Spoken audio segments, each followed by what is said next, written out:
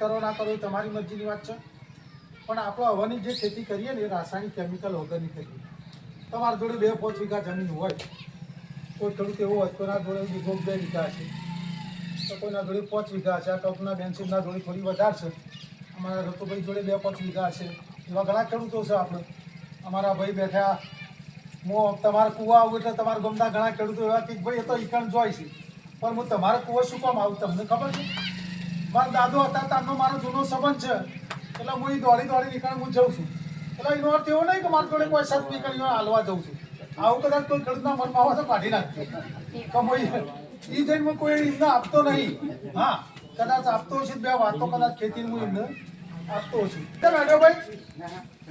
ભાઈ બેસ પરિવાર માટે કરવાની છે કે રાસાયણિક કેમિકલ વગરની.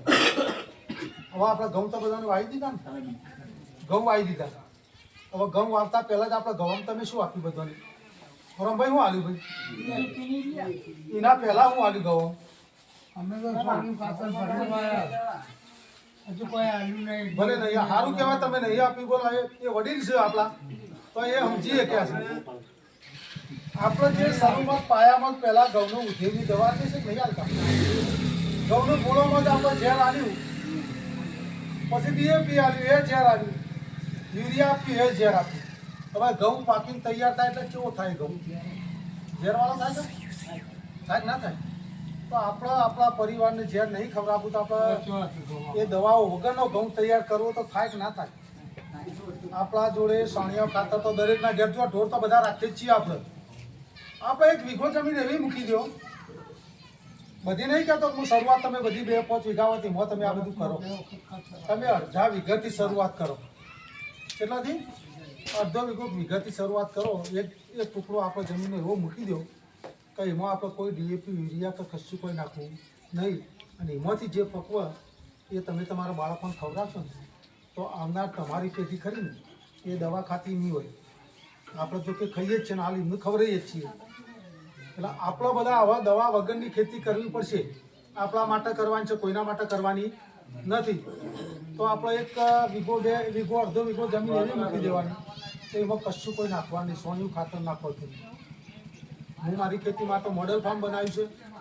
મારા ત્યાં તો 50 ખેડૂતો 150 ખેડૂતો વિઝિટ માટે આવું છે. જમણવાળા સાથે પ્રોગ્રામ થાય છે. તો મારા તો એવું હું શું કર્યું છે, બધા એકણ આવતા છે. આ રતુભાઈને આવેલા હતા, દિનભાઈને આવેલા છે, અમને ઘણા ખેડૂતો આવેલા હતા, વિષ્ણુભાઈને આવેલા છે, રમભાઈ આવેલા છે. તો મારા ત્યાં જો ખેડૂતો બહારથી કંઈક આવતા હશે તો શું કામ આવતા હશે? અને કંઈક એવું કર્યું છે તો આવું છે. અને મેં એવું કર્યું છે તો આજે તમારા ત્યાં હું આજે ઊભો થઈને 2 શબ્દો તમને કહેવા આજ અહીંયા આવ્યો છું. બરાબર? તો આપણે થોડીક જમીન એવી મૂકી દેવાની કે એમાં આપણે કોઈ રાસાયણિક કેમિકલ વગરની ખેતી આપણે કરવાની. આવો બેન, આવતા રહો. કવરી છે આપણો પરિવાર આવતા સમયમાં એવો સમય આવશે તો તમારો ઘરમાં કોઈ આચાર્ય દેવવ્રત છે, આપણા રાજપાલ છે. આપણે રાજપાલે તો જાહેર કરીશું, એમને તો સમય પણ આપી દીધો છે કે આવતા 8 વર્ષ પછી કોઈ ઘર એવું બાકી નહીં હોય કે સંયમ બેન પછી રાખીએ. આપણે કોઈ ઘર એવું નહીં હોય કે ત્યાં આગળ કેન્સરનો દર્દી નહીં હોય. તમારા ગામમાં કોઈ કેન્સરવાળો દર્દી છે કાંઈ?